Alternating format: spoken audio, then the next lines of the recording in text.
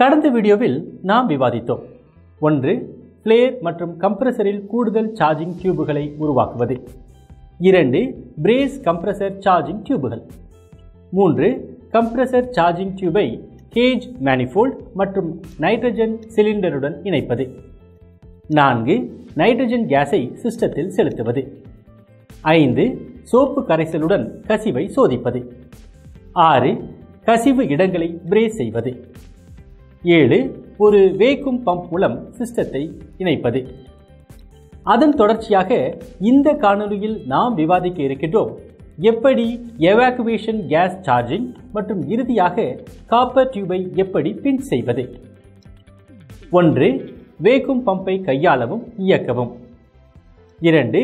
சிஸ்டத்தை டீஹைட்ரேட் செய்தல். 3. லோ பக்கத்திலும் ஹை மற்றும் குறைந்த பக்கங்களிலும் உள்ள சிஸ்டத்தை வெளியேற்றுவது. 4. சிஸ்டத்தில் கேஸ் சார்ஜிங்.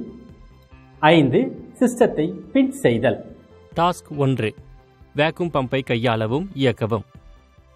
ஸ்டெப் 1. ஆன்லைன் டெஸ்டரை பயன்படுத்தி வேக்யூம் பம்பிற்கு மின்சாரம் வழங்கப்படுவதை உறுதி செய்யவும். ஸ்டெப் 2. வேக்யூம் பம்பின் மின் இணைப்பை பவர் சோர்ஸுடன் இணைக்கவும். டெஸ்ட் போர்டு அல்லது ஸ்விட்ச் போர்டு. ஸ்டெப் 3. வேக்யூம் பம்பை இயக்கவும். ஸ்டெப் 4. கேஜ் மேனிஃபோல்ட் வால்வு குமிழியை எல்பி போர்ட் திறக்கவும். ஸ்டெப் 5. ராட்செட் கீ ரெஞ்ச் மூலம் ராட் எதிரெதிர் திசையில் திருப்புவதன் மூலம் கோண வால்வை திறக்கவும். ஸ்டெப் 6. மேனிஃபோல்ட் எல்பி கேஜில் கிடைக்கும் பிரஷர் ரீடிங்கை கவனிக்கவும். அழுத்தம் குறைகிறது. ஸ்டெப் 7. எந்த தடங்களும் இல்லாமல் 2 மணி நேரம் சிஸ்டத்தை அப்படியே விடவும். டாஸ்க் 2. சிஸ்டத்தை டீஹைட்ரேட் செய்யவும். ஸ்டெப் 1. ஹீட்டிங் கிட்டை இன்ஃப்ராரெட் எடுத்து அதை இயக்கவும். ஸ்டெப் 2. சிஸ்டம் வேக்யூமை பெறுகிறது மற்றும் பம்ப் இயங்குகிறது என்பதை உறுதிப்படுத்தவும். ஸ்டெப் 3. இன்ஃப்ராரெட் விளக்கு மூலம் சிஸ்டமின் அனைத்து பகுதிகளையும் சூடாக்கவும். ஸ்டெப் 4. அனைத்து பகுதிகளுக்கும் ஒரே சீரான வெப்பத்தை பயன்படுத்துங்கள். ரெஃப்ரிஜரண்ட் டியூப்கள், கண்டென்சர் காயில், எவாபரேட்டர் காயில், அது வெளிப்பட்டால் லிக்விட் லைன் ட்ரையர் அல்லது ஃபில்டர். ஸ்டெப் 5. ஹீட்டிங் கிட் மற்றும் சிஸ்டமின் மேற்பரப்பு 15 சென்டிமீட்டர் இடையே எப்போதும் தூரத்தை வைத்து பராமரிக்கவும். ஸ்டெப் 6. செயல்முறையை 15 முதல் 30 நிமிடங்கள் தொடரவும். டாஸ்க் 10. சிஸ்டத்தை எவாக்குவேட் செய்யவும். ஸ்டெப் 1. மேனிஃபோல்ட் எல்பி அளவீட்டின் பிரஷர் படிவத்தை கவனித்து அதை கவனிக்கவும். அது 100 மைக்ரான் அல்லது அதற்கும் குறைவாக இருக்க வேண்டும். சமமாக 30 இன் ஹெச்ஜி. ஸ்டெப் 2. வேக்யூம் பம்ப் தொடங்கியதிலிருந்து 3 மணி நேரம் கழித்து ராட்செட் கீ ரெஞ்ச் மூலம் அதன் ராட் கடிகார திசையில் திருப்புவதன் மூலம் ஆங்கிள் வால்வை மூடவும். ஸ்டெப் 3. கேஜ் மேனிஃபோல்ட் எல்பி நாபை மூடுங்கள். ஸ்டெப் 4. வேக்யூம் பம்பை அணைத்து மின் இணைப்பை துண்டிக்கவும். ஸ்டெப் 5. ஆங்கிள் வால்விலிருந்து சார்ஜிங் ஹோஸ் 1ஐ துண்டிக்கவும். ஸ்டெப் 6. டம்மி நட் 6 மில்லிமீட்டர் மூலம் ஆங்கிள் வால்வின் அவுட்லெட்டை மூடவும். தகுந்த அளவிலான இருமுனை ஸ்பேனர் மூலம் நட்டை இறுக்கவும். ஸ்டெப் 7. கேஜ் மேனிஃபோல்ட் மற்றும் வேக்யூம் பம்பிலிருந்து சார்ஜிங் ஹோஸ்களை 1 மற்றும் 2ஐ துண்டிக்கவும். Task 11.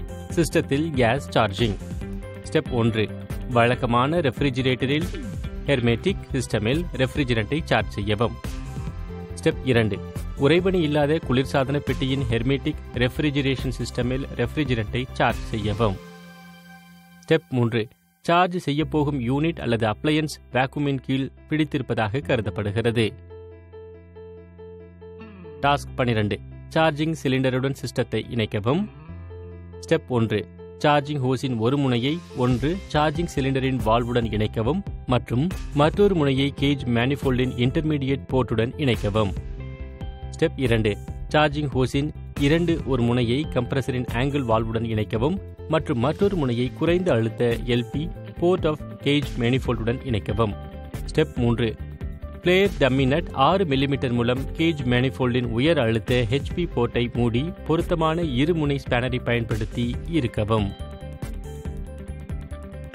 Step 4. Charging cylinder valve, gauge manifold மற்றும் கம்ப்ரஸர் ஆங்கிள் வால்வுகளின் எல்பி மற்றும் ஹெச்பி வால்வு நாபுகள் மூடப்பட்டிருப்பதை உறுதி செய்யவும். ஸ்டெப் 5. கட்டிங் பிளேயரை பயன்படுத்தி சார்ஜிங் ஹோஸ்களின் முனைகளை இறுக்குங்கள். டாஸ்க் 13. சார்ஜிங் ஹோஸ்களில் காற்றை சுத்தம் செய்யவும். ஸ்டெப் 1. சார்ஜிங் சிலிண்டர் வால்வை மெதுவாக திறக்கவும். நாவை 1/2 திருப்பி கடிகாரத்திற்கு எதிர் திசையில் திருப்பவும். ஸ்டெப் 2. கட்டிங் பிளையரை பயன்படுத்தி கேஜ் மேனிஃபோல்டின் இன்டர்மீடியேட் போர்ட்டில் அதன் முனையை தளர்த்துவதன் மூலம் சார்ஜிங் ஹோஸ் 1ஐ சுத்தப்படுத்தவும். ஸ்டெப் 3. ஃப்ராஸ்ட் வடிவில் உள்ள மேனிஃபோல்டின் இன்டர்மீடியேட் போர்ட்டில் குளிர்பதன பொருள் வெளியேறுவதை கவனியுங்கள். பின்னர் உடனடியாக சார்ஜிங் டியூபின் முடிவை இறுக்கி ரெஃப்ரிஜரண்டின் எஸ்கேப் அரெஸ்ட் செய்யப்படுவதை உறுதி செய்யவும். ஸ்டெப் 4. கேஜ் மேனிஃபோல்டின் எல்பி நாபை திறந்து 2 முதல் 3 டர்ன் எல்பி கேஜில் உள்ள ரீடிங்கை கவனிக்கவும். ஸ்டெப் 5. சார்ஜிங் ஹோஸ் 2ஐ கட்டிங் பிளையரை பயன்படுத்தி ஆங்கிள் வால்வில் அதன் முடிவை தளர்த்தவும். ஸ்டெப் 6. ரெஃப்ரிஜரண்ட் எஸ்கேப் ஆவதை கவனியுங்கள். பின்னர் வெளியேறும் குளிரூட்டியை தடுக்க சார்ஜிங் ஹோஸ் 2இன் முடிவை உடனடியாக இறுக்கவும். டாஸ்க் 14. சிஸ்டத்தில் ரெஃப்ரிஜரண்டை சார்ஜ் செய்யவும். ஸ்டெப் 1. சார்ஜிங் சிலிண்டரில் ரெஃப்ரிஜரண்டின் அளவை குறிப்பிட்டு அதை டேப் நெடுவரிசையில் பதிவு செய்யவும். ஸ்டெப் 2. ராட்செட் கீ மற்றும் ரெஞ்ச் பயன்படுத்தி ராடை மெதுவாக எதிர் கடிகார திசையில் திருப்புவதன் மூலம் ஆங்கிள் வால்வின் ராட் கம்ப்ரஸர் செயல்முறை வரியில் திறக்கவும். ஸ்டெப் 3. கம்ப்ரஸரின் சார்ஜிங் டியூபில் குளிர்பதன ஓட்டத்தை கை அல்லது விரலால் தொட்டு கவனிக்கவும். சார்ஜிங் லைன் குளிர்ச்சியாக இருப்பதை உணர்ந்து குளிர்பதன ஓட்டத்தை உறுதி செய்யவும். ஸ்டெப் 4. சார்ஜிங் சிலிண்டரில் உள்ள அளவை பார்த்து குளிரூட்டியின் ஓட்டம் அல்லது பரிமாற்றத்தை கவனிக்கவும். ஸ்டெப் 5. சிஸ்டத்தை அப்படியே 3 முதல் 5 நிமிடம் அல்லது அனைத்து குளிர்பதனம் அல்லது தேவையான அளவு குளிரூட்டியும் சிஸ்டத்தில் செட்டில் ஆகும் வரை விடவும். ஸ்டெப் 6. குளிரூட்டியானது சிஸ்டத்தில் மாற்றப்படுவதை உறுதி செய்த பிறகு சார்ஜிங் சிலிண்டரின் வால்வை மூடவும். ஸ்டெப் 7. கையை பயன்படுத்தி கடிகார திசையில் குமிழியை திருப்புவதன் மூலம் கேஜ் மேனிஃபோல்டின் எல்பி நாபை மூடவும். ஸ்டெப் 8. ராட்செட் கீ மற்றும் அட்ஜஸ்டபிள் ஸ்பேனரை பயன்படுத்தி ஆங்கிள் வால்வை கவனமாக கடிகார திசையில் திருப்புவதன் மூலம் அதை மூடவும். ஸ்டெப் 9. குளிரூட்டியின் அளவை கணக்கிட சார்ஜிங் சிலிண்டரில் உள்ள ரீடிங்கை கவனித்து பதிவு செய்யவும். ஸ்டெப் 10. ஆங்கிள் வால்விலிருந்து சார்ஜிங் ஹோஸ் 2ஐ துண்டிக்கவும். டாஸ்க் 15. சர்வீஸ் சிலிண்டருடன் சிஸ்டத்தை இணைக்கவும். எடை முறை, அழுத்த முறை மற்றும் வெப்பநிலை முறை உள்ளிட்ட பல்வேறு முறைகளை பயன்படுத்தி ரெஃப்ரிஜரேஷன் அமைப்புகளில் கேஸ் சார்ஜ் செய்யலாம். எடையிடும் இயந்திரத்தில் ரெஃப்ரிஜரண்ட் சிலிண்டரை வைத்து கிலோகிராமில் மதிப்புகளை குறிப்பிடவும். ரெஃப்ரிஜரண்ட் சிலிண்டரில் உள்ள வால்வை சிறிது சிறிதாக திறக்கவும். குளிரூட்டியை மெதுவாக சேர்த்து மேனிஃபோல்ட் கேஜ் செட்டில் உள்ள அழுத்த அளவீடுகளை அவ்வப்போது சரிபார்க்கவும். ஸ்டெப் 1. சார்ஜிங் ஹோஸ் 1இன் ஒரு முனையை சர்வீஸ் சிலிண்டரின் வால்வுடன் இணைக்கவும். மறுமுனையை கேஜ் மேனிஃபோல்ட் இன்டர்மீடியேட் போர்ட்டுடன் இணைக்கவும். ஸ்டெப் 2. சார்ஜிங் ஹோஸ் 2இன் ஒரு முனையை கம்ப்ரஸரின் ஆங்கிள் வால்வுடன் இணைக்கவும் மற்றும் கேஜ் மேனிஃபோல்டின் குறைந்த அழுத்த எல்பி போர்ட்டின் மற்றொரு முனையை இணைக்கவும். Step 3. Player dummy nut 6 millimetre மூலம் கேஜ் மேனிஃபோல்டின் உயர் அழுத்த ஹெச்பி போர்ட்டை மூடி பொருத்தமான இருமுனை ஸ்பேனரை பயன்படுத்தி இறுக்கவும். டாஸ்க் 16. சார்ஜிங் ஹோஸ்களில் காற்றை சுத்தம் செய்யவும். ஸ்டெப் 1. சர்வீஸ் சிலிண்டர் வால்வை மெதுவாக அதன் ஸ்டெம் 1/2 அல்லது ஒரு டர்ன் கிளாக் வைஸ் திசையில் ராட்செட் கீ அல்லது ரெஞ்ச் மூலம் திருப்பவும். ஸ்டெப் 2. கட்டிங் பிளையரை பயன்படுத்தி கேஜ் மேனிஃபோல்டின் இன்டர்மீடியேட் போர்ட்டில் அதன் முனையை தளர்த்துவதன் மூலம் சார்ஜிங் ஹோஸ் 1ஐ சுத்தப்படுத்தவும். ஸ்டெப் 3. ரெஃப்ரிஜரண்ட் ஆனது ஸ்னோ வடிவில் உள்ள மேனிஃபோல்ட் இன்டர்மீடியேட் போர்ட்டில் இருந்து வெளியேறுவதை கவனியுங்கள். பின்னர் உடனடியாக சார்ஜிங் ஹோஸ் 1இன் முனையை இறுக்கி ரெஃப்ரிஜரண்டின் எஸ்கேப் அல்லது ரிலீஸ் தவிர்க்கப்படுவதை உறுதி செய்யவும். ஸ்டெப் 4. கேஜ் மேனிஃபோல்டின் எல்பி நாபை திறந்து 2 முதல் 3 டர்ன் எல்பி கேஜில் உள்ள ரீடிங்கை கவனிக்கவும். ஸ்டெப் 5. சார்ஜிங் ஹோஸ் 2 ஒரு கட்டிங் பிளையரை பயன்படுத்தி ஆங்கிள் வால்வை குறைப்பதன் மூலம் சுத்தப்படுத்தவும். ஸ்டெப் 6. ரெஃப்ரிஜரண்ட் ஆனது தப்பிப்பதை கவனியுங்கள். பின்னர் வெளியேறும் ரெஃப்ரிஜரண்டை தடுக்க சார்ஜிங் ஹோஸ் 2இன் முடிவை உடனடியாக இறுக்கவும். ஹைட்ரோ கார்பன் வாயுக்கள் பரந்த எரியக்கூடிய ரேஞ்சை கொண்டுள்ளன, அதாவது அவை காற்றில் ஒப்பீட்டளவில் குறைந்த கான்சன்ட்ரேஷனில் பற்ற வைக்க முடியும்.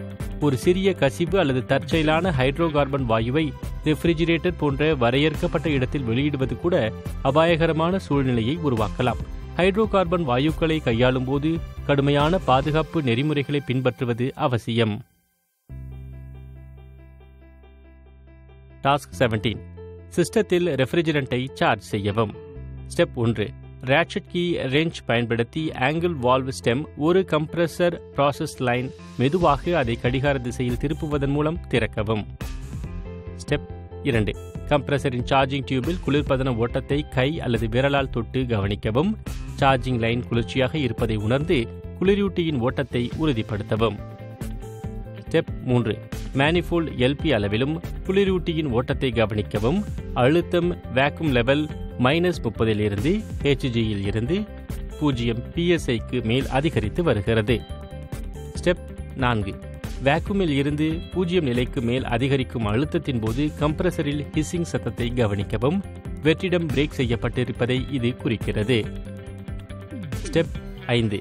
மேனிஃபோல்ட் எல்பி கேஜில் 30 முதல் 50 PSI வரை குளிரூட்டி ஓட்டத்தை அனுமதிக்கவும். பின்னர் உடனடியாக ஆங்கிள் வால்வை மூடவும். ஸ்டெப் 6. வயரிங் வரைபடத்தை பயன்படுத்தி சிஸ்டம் அல்லது அப்ளையன்ஸின் வயரிங் ஆன் செய்ய தயாராக உள்ளது என்பதை உறுதிப்படுத்தவும். ஸ்டெப் 7. மல்டிமீட்டரை பயன்படுத்தி சிஸ்டத்திற்கு கிடைக்கும் மின்சாரம் ஆபரேட்டிங் லிமிட்களில் 180-230 ஆம்பியர் அல்லது வோல்ட்டுகளில் கிளாம்ப் மீட்டர் மற்றும் டங் ட்விஸ்டரை பயன்படுத்தி சோதிக்கவும். Task 18. Pinch the system note. Step 1. Pinching low பக்கத்தில் அல்லது ஹை பக்கத்திலோ தேவைப்படலாம். சில நேரங்களில் இருபுறமும் சக்ஷன் அல்லது ப்ராசஸ் லைன் மற்றும் லிக்விட் லைன் தேவைப்படும். ஸ்டெப் 2. குறைந்த பக்கத்தில் பிஞ்ச் செய்யும் போது சிஸ்டம் வேலை செய்யும் நிலையில் இருக்க வேண்டும் மற்றும் ஹையில் பிஞ்ச் செய்யும் போது சிஸ்டம் ஆஃப் நிலையில் இருக்க வேண்டும். ஸ்டெப் 3. பிஞ்சிங் பிளாக் அல்லது pinch off tool hand held type போன்ற முறையான கருவிகளை பயன்படுத்துவது. கட்டிங் அல்லது நோஸ் பிளேயர் பிஞ்ச் கருவிகளாக பயன்படுத்தி பிஞ்சிங் செயல்முறையை மேற்கொள்ள கட்டாயமாக இருக்க வேண்டும். ஸ்டெப் 4.